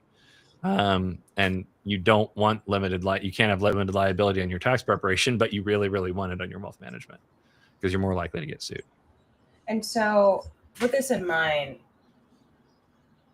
if I think about next best action step? Because I'm so glad we're talking. Well, this is why we have all the time. This is why we just chit chat, right? Exactly. Why we're talking about this, because this has been on my mind. Like, yeah, I'd start with April. Like the first thing, go look at April, see what they offer, see how it looks, and I would probably like start offering it to my clients as soon as I hired a CSA and not before, right? Because then you have an admin person that can do a lot of the stuff for you. Okay. Before that, you're gonna have to do it all yourself. So like I'd probably tie it to around then. Okay. And then you could act, if you hire the right CSA, you can say, okay, I'm now going to start you as an EA as well and go put you through that training so you can help me prepare taxes. Okay. Right. So you hire the kind of CSA that will want to grow into that. Do you think it's worth it to do? Well, I mean, you're a CPA, but I've been just sitting here thinking, like, in general, I'm not someone who thinks they need to collect all the designations, but the EA has been the one that I'm like, this might actually be useful. Yeah, no, for sure. I mean, I tell anyone who's trying to find a job in this industry to go get their EA, because even if they already have their CFP, it adds something very important, and it shows a degree of expertise that you otherwise don't have. Yeah. Most advisors don't have. So I do think it is a differentiation point for hiring. I don't think it's a differentiation point for clients necessarily, unless you are going to do taxes, in which case having your EA is better. But if someone else on your team, if you were doing it like, oh no, I have this insourced other firm with a person who's like kind of at my level, that one what I was talking about, where you do equal firms, well, now don't bother, right? Because that person's going to do all that for you. Unless you just want to. It doesn't take that long. It's not like the CFP. It's probably like you can probably do it in 3 or 4 months. Yeah, I think just a few exams. And actually, I have a very good friend who we came up through the CFP at the same time, and who just became an EA. Oh, yeah. So that's the great kind of person to then, bring into your firm. Yeah. And have either as independent, or you can also say, hey, you can come under my structure, you can add your own clients here, and then I'll just, if you're doing taxes for my clients, I'll pay you X per return or whatever. And so, well, as a having been a firm owner yourself, this person works at another firm. Do they want to stay working at that other firm? I think that they don't, but like I'm not going to tell anyone to quit their job. But like if I hire someone as an EA, is there any? I mean, they would have to. I know they'd have to like put it under the outside business activity, but like, is there any reason why that would jeopardize their CFP job? It depends on the firm. Yeah, sometimes, but as long as it's fully disclosed and everyone knows what they're doing, then it's probably fine. Okay. But it's kind of their problem. You know what I mean? They need to figure that out and look at their employee handbook and contracts and their life and talk to their boss and all that other stuff. But like, hey, them saying, hey, I want to do a small tax practice on the side. Is that fine to prepare some people's tax returns like during busy season? It won't affect my work here. And they're like, yeah, I don't care. Then you're fine. Cool. It doesn't affect you at all, right? Like there's nothing, Okay, yeah, I don't think it affects me. I can't think of anything that would hurt you other than, that other firm being like, hey, you suck. You can't have my, but the person, the EA has some, risk. Okay, cool. All right. Because if they have 1 foot out anyway, then who cares? Yeah. I mean, yeah, they could definitely, he's like the smartest person I know. He's literally a genius. But that felt like, in addition to looking up April, because I don't know when I would be able to hire a CSA. Like probably not this year. Hopefully, maybe. No, when you're at about 300,000 in revenue is when exactly. So I'm like, but I want to do this beforehand because I feel like it's like we're at a very good juncture when it comes to this tax planning thing. So maybe I'll reach out to that friend and see if he would do like a revenue share or something. Something, yeah, or whatever you do, or just, hey, if I'm hiring you to do returns, you can charge your clients whatever, and you can just mark up whatever they're if he says like, oh yeah, I can do this return for 2,500, you can just charge your clients 3,000. Yeah, ooh, I love that. And you just pass it through. You're better off finding someone who's not otherwise constrained at a firm already. Well, yeah. right? But if that's what you find, then that's what you find. That's cool. Yeah, just like where to start. Ooh, I love it. Well, that I'm so happy I got there. That fills me with lots of energy and joy. But I've heard really good things about April. Okay. And I can probably connect you with that other firm, by the way, if I Thank you. don't have permission to share what I know about them right now, but I'm happy to connect you up if you want to talk to someone about it. It's an easy ask. Yeah, because I feel like, this is just. I think with things like this, it's better to get in it before everyone else has done it, just to already be prepared for the wave. And to me it makes so much for consent. So, but yeah, I want a one-stop shop with my advisor. I don't want to have a separate tax preparer. Honestly, like one of the biggest problems with the fee-only movement and NAPFA is that it eliminates my advisor being able to offer insurance. I would much rather have my advisor set up my insurance policies, right? I want that. I would rather they charge me a flat fee for that and not get a commission from the insurance companies. Yes. But it's just the infrastructure doesn't exist yet, right? And so the number of firms I know who I talk to, and I said, "Are you fee only?" And they're like, "No." Like, why not? Hey, what's your relationship with fee only? They're like, because I want to be able to offer term life insurance to my clients without calling a broker. And so I have my insurance license. I'm the only one. We don't offer anything weird, but if my clients need insurance, I'll place it for them so I don't have to send it outside. Yeah. And we don't even charge them for it. We get the commissions and we charge it. We just give it back to them. Right.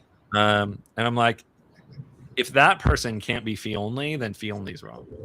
Right? Because we should be able to do that. We should be able to get the commission and credit back to the clients. But the insurance companies don't want us to do that. Neither does NAPFA. Right? And I get the inherent conflicts. I totally understand it. Yeah. But if I can get my insurance, my taxes, and my financial planning all in one shop, I will. And that's why when you look at places like Experian, Creative Planning, and Mercer and Mariner, all these big giant national firms, they do all of it. Yeah. Right? They're going to do every financial service that you're going to need.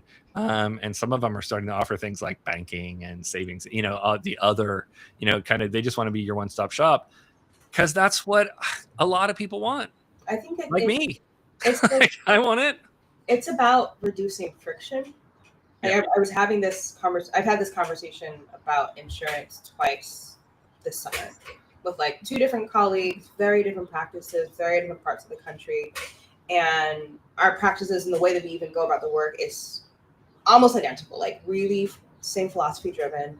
And yet they were like, I don't want to have to recommend my client X and then not be able to offer that, because we also know that client implementation can be low depending on the thing, right? And so then we spend like a year being like, did you ever have the conversation? Did you ever do the thing?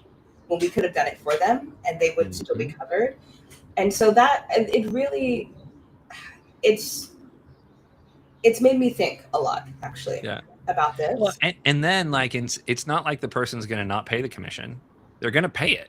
Yeah. They're just going to pay it to some jackass frat bro else, instead of the person that's actually doing all the work, because you're doing all the work. All they're doing is plugging some numbers in and get into their software and getting the prices, and then they send it to us. It's not complicated. It's not like you're like selling these crazy policies that are just, you're just like, I just want to be able to offer you the term life insurance that you need right now and like knock it off the list.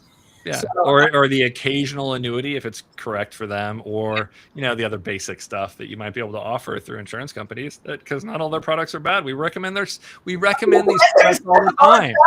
They're like, hey, you need to buy this, and they're like, okay, how do I do that? And you're like, okay, call Jim. I won't sell it to you. There are professionals that I would refer to that I would pre-apologize for. I'm like, I'm going to send you to this guy. I'm just telling you now, you're not going to like him, but he'll get you the best pricing. Yeah. So you're going to sit down. You're going to have to deal with this broy dude for 30 minutes. Yeah. He's going to give you the price. He's going to send me the prices.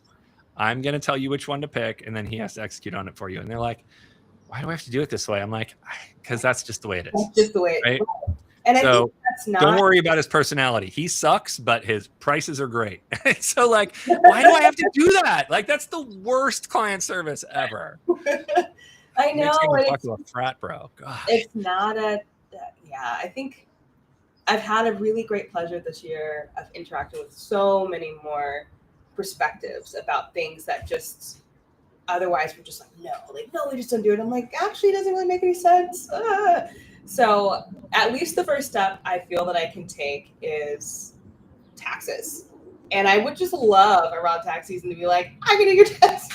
Sure. Okay. Yeah. Send me your stuff. Yeah, Knock very it out. like, and just get more people connected to my practice in different ways. But yeah, I really do think like everyone I'm seeing that's doing tax planning, like, or has a tax outfit, like, you guys are just brilliant, and I wish I'd already thought about that. That's like Totally. Yeah. No, I'm a big believer in it. And honestly, it's pricing becomes easy. You just go, how much are you paying for your taxes right now? They're like, $2,400. You're like, I'll do it for 22.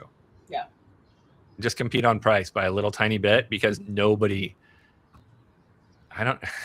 almost all the time, there are some people who have a really great relationship with their CPA, especially the higher end clients where they're, most people don't really have a CPA.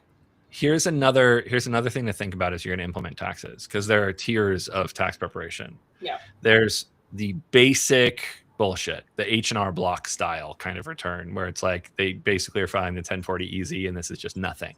Yeah. Right. There's a fixed cost of filing taxes, and the people who could probably do it themselves on TurboTax, you might just want to say, hey, look, for $60 you can go get TurboTax and it's just as good. Just do that. Yeah. Right. It's super simple. You'll knock it out. I'll even review it for you, but you don't need me to do it for you. Yeah. Right. Then you get to a certain complication level that is the ideal for advisors to handle.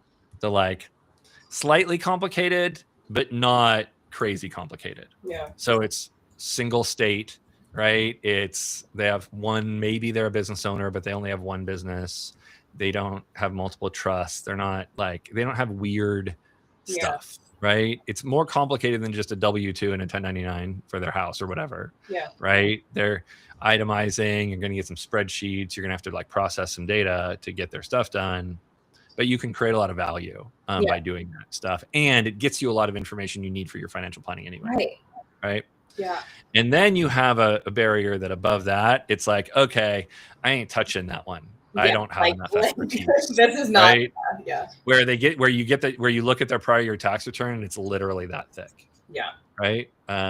You and I had a client like that, right? Where it was like we had that CPA and you're like, no, that person's a genius. And they will think of things that I never think of. And we're talking about 5 different businesses, 6 different trusts, and 8 different states. Like, don't have that in-house. Yeah. Probably ever, right? Maybe someday. But like, that's when you're like acquiring a tax firm that operates a full high-end tax practice. Yeah.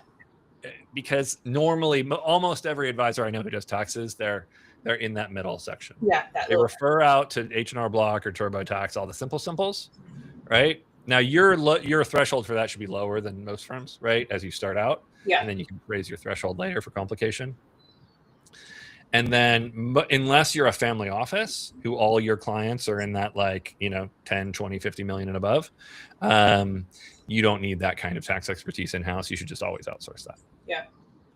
Right. And even if you were a big family office, you probably want to outsource it, because if you think about the needs of the billionaire class kind of people, each one's different and needs a tax firm with different kinds of expertises, right? You might need someone who understands cross-border with Australia, but then you might need a different one who needs cross-border with the UK, and you're going to pick different firms for that. And so outside of someone like at an experience size, that they do all the taxes in-house for those people, but they come from a tax background, they kind of lead from tax. And so that's what they've built that out, right? That's what they do. And then the financial planning isn't secondary, it's part of it, but it's incorporated into one giant thing. They have those tax experts that are better than every other tax firm. But until you're there, until you can compete on a debate stage, unless your tax person can compete on a debate stage with other tax professionals and win the trivia contest, you know what I mean? Then you shouldn't touch that really, really high end. Just deal with the middles, deal with the business owners with 1 to 500,000 of revenue, who just need someone to knock out the Schedule C or the LLC return and then do the pass through. Fine, do those. Those are the ones to really focus on, because you can charge for those, right? Because the ones at the bottom, can you get $100 out of it? $200, $300, not enough to cover it. But something like April, I think, even has a self-service component to it where you can let your clients do it and then you just review it. So like, you know, some of those services you like cover the bottom, and some don't. So you just think about like what your minimum fee is and what your maximum complexity is. That's probably the biggest decision to make in terms of adding taxes. Yeah, I think definitely, and the folks that I end up working with anyway are people that are in the middle in general. I think, yeah, anything over that, I'm like, I really hope I have a good referral for you. Well, your job is to find it, you know, so that networking is really important.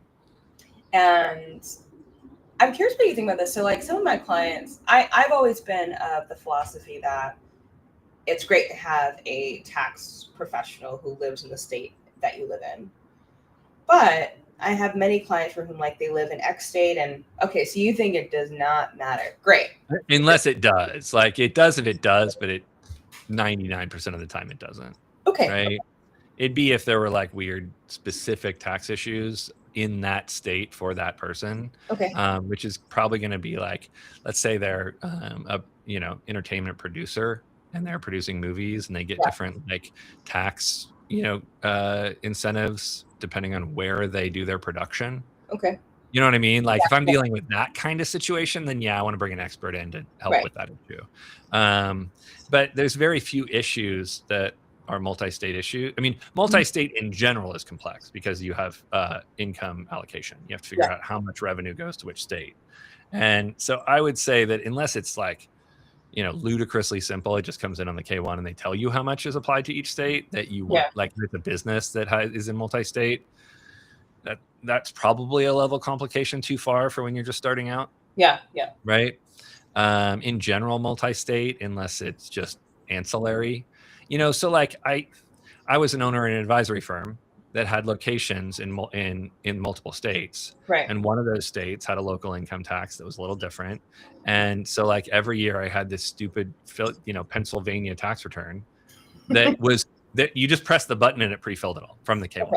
It was like no big deal. I knew it showed up on my Pennsylvania K1 that the company told me what I needed to put on my tax return. Yeah. Fine. Right. There was nothing to think about. Right. Or that I couldn't figure out with a simple Google search. Yeah. Right. Yeah. Okay. Beyond that level of complication, I would stay away from multi-state if there's any apportionment, right? I think. What I really meant by multi-state is like, let's say we live in California, but they're working with a tax professional who's in Florida. Yeah, that I don't care about unless the client is multi-state or has state-specific issues. Okay. You know what I mean? That's what it doesn't matter. Like most of the time, it just doesn't matter. You know what I mean? Like, who cares? Now, if all of your clients are in California, then find a California. Yeah, find a California. It's be easier because they understand the couple little tweaks for California. But almost like when you look at the tax software, you do the federal return and then you say California, and then it asks you 3 questions. And right. And the number of times you have to change it is like this. You know what I mean? Yeah. And if you have to change it, that's where you go, let me phone a friend. Yeah. Right. Who knows California? And those firms, they have people in California they know that they can call. They have friends who have firms. They're like, hey, what's up with this California incentive? Can I put that on the return? They're like, no, mate, you can't. And then they're like, okay, cool, thanks. And then the conversation. So they have their own. And they research. Like, look, no tax preparer I know has memorized the tax code. Well, yes. Right? They go, oh, what's this issue? Hold on. Let me Google that. Yeah. They're like on IRS.gov like the rest of us. That's the beauty of most of our client meetings moving to Zoom is when you're having a client meeting and your client asks you a question, you can Google it right there behind the scenes. You're like, what the fuck is that? Oh, that's what that is. Okay, cool. And then you can speak intelligently on it because you know how to parse the information that they don't know how to parse. Yeah. We don't need to know the information. We need to know how to parse the information. Yeah, that's right. And your clients don't know how to read the tax code and then apply it to their situation, and you do. And that's the difference between you. It's not your knowledge of the tax code. It's your knowledge of how to read the tax code. Yeah. And that's really important to remember is you don't need to know everything. You just need to know how to know everything. And that's what the CFP gets you is they teach you how to know everything. They teach you how to apply the pieces into actual real advice. And that's the learning how to learn is the key. Yeah. And that's what we as professionals have to know how to do is how to find the answers, not that we know the answers. Not that we know everything. Yeah, it's like you can't know everything. You cannot. Anyone who tells you they do, Run. Run far. It's a lie. Totally. Oh my gosh. Well, JD, you know a lot of things. I know things. I don't know how many things I know, but I do know things. Given that, I came in with one question, and then it's kind of like when you're journaling. You start journaling, and be like, I don't know what I want to talk about, and by the end of it, you're like, oh, my heart. That's why I don't let you send me your questions in advance, so that I know we can just talk off the hip, and then it'll flow. If I have a list of 8 questions, we're gonna do 8 questions, then we're gonna be done. Yeah. If I have 0 questions, I'm gonna talk for an hour and a half and 2 hours, and that's awesome. Yeah, and this is so great. These are actually, these are like the deeper questions that were on my mind, that have just been on my mind. So this is the big secret about this YouTube channel. It has nothing to do with anything else I'm doing. It doesn't benefit me in any way, except I get to hang out with my friends more often. I know. You know, sometimes I'm making new ones, but mostly I'm just calling my friends saying, hey, you want to hang out for a couple hours? Yeah, I'm like, and let everyone watch, because that's always entertaining. I'm really so glad you asked. You're like, oh, what are we talking about? I'm like, yeah, sure. Okay, so we've covered fee structures. My takeaway, I have so many takeaways, but my biggest takeaway was really about the Jedi mind trick of having everything included in the planning fee up to a certain amount, and then charging like some reduced percentage over that. That is like, I'm like, I just feel like I'm getting everything for free, and that's fascinating.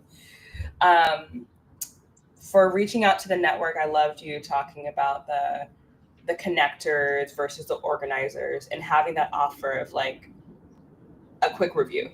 Yeah. I call my second opinion review. I like it as second opinion review, because then they know that you're going to respect whoever's opinion it was. Yes. Right. Just like, and they know what that's like. It's like a doctor. I just want a second opinion. I just want someone else's eyes on this. Yeah. Which is, I think, a feeling that we all get actually when we get advice. Totally. Like, oh, like, does anyone else agree? Totally. If 2 people tell you the same thing independently, now you're much more likely to believe it than when some checklist tells you, like, what do they know, you know? Right. So, I love that, and I feel now that I have like a clear offer of like. Great. So that feels really, really good. Then we talked about different marketing, personality marketing. Uchechi knows things, yes. But I also really love that framework of the service marketing of like, I help X do Y, rather than like, I help this kind of specific person. It doesn't feel natural for me right now, totally. Where I am.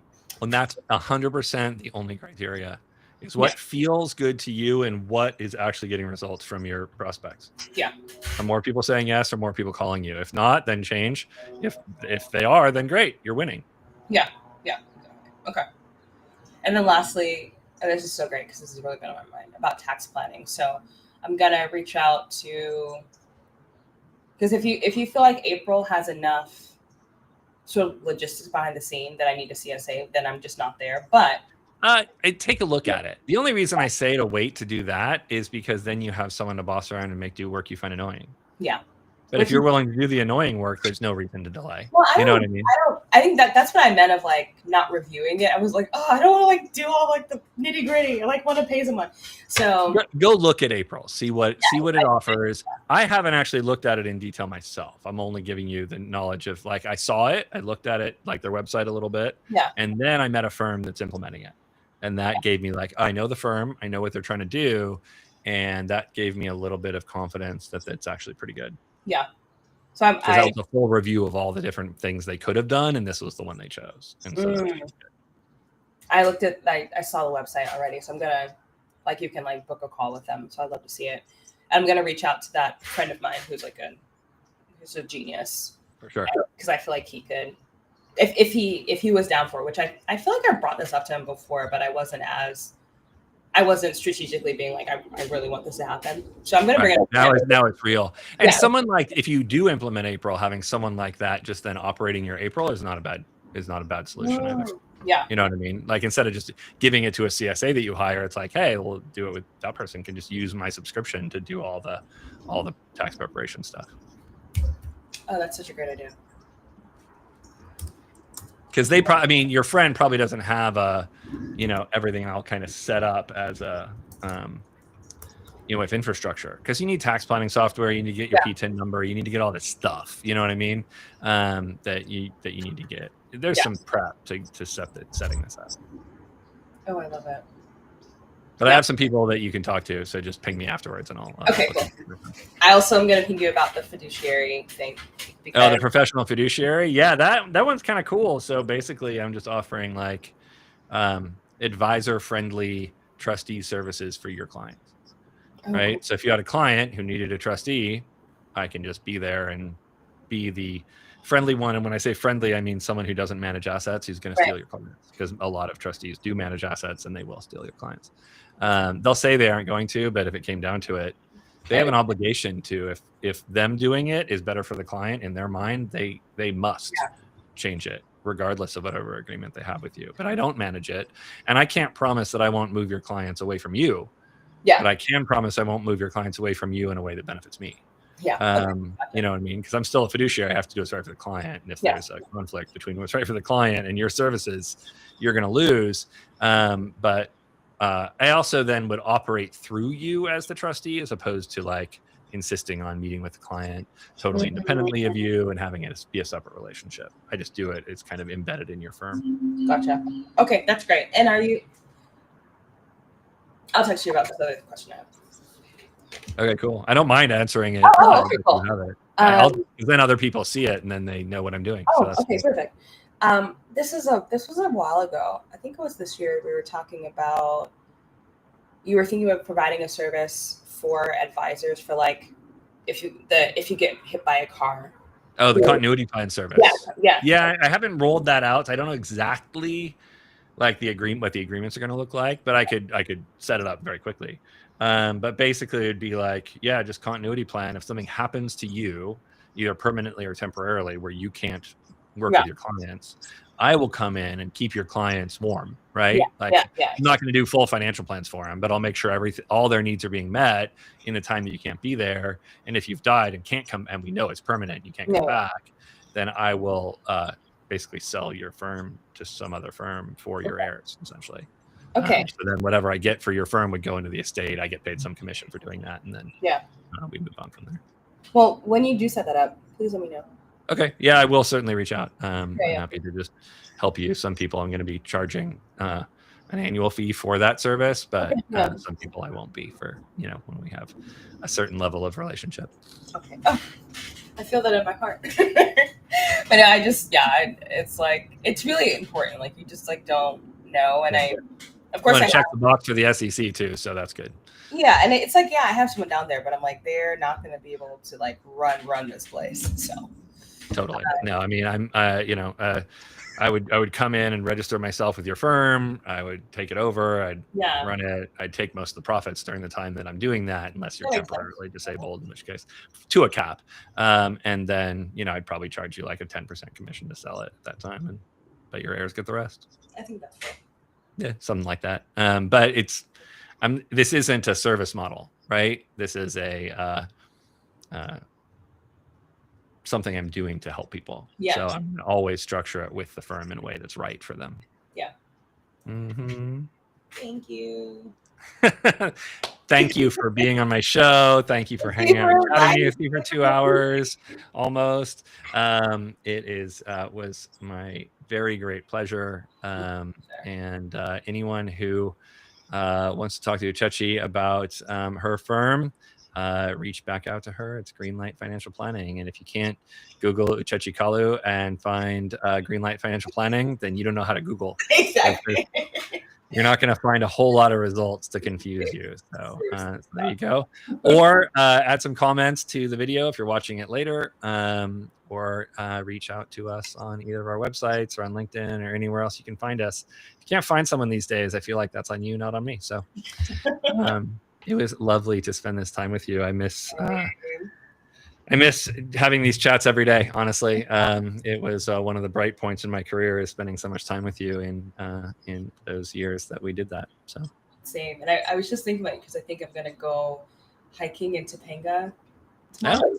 Oh, nice. What trail are you going on? Hold on. I had to look on my phone. It was green. I was like, I just need a tree or something. Living in Los Angeles is like killing me. It's dried out a little bit, so you'll be fine. Let's see. It was, oh my God. Oh, it's called Lower Hectic and Caballero Canyon Trail. I'm not sure I know where that one. Where do you start from? What does all trails say? Let's see. We start from, oh my God. Caballero. Oh no. Okay, there's a car park on Reseda Boulevard. Oh, so you're coming in from the north. Yeah, that's probably like on the kind of the east side of Topanga. Not really one of our Topanga trails, but it's you'll get into Topanga State Park. You know what I mean?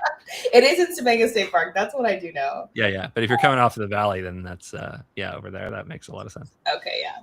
Should be lovely. I I wonder if are you in the fire area on that trail?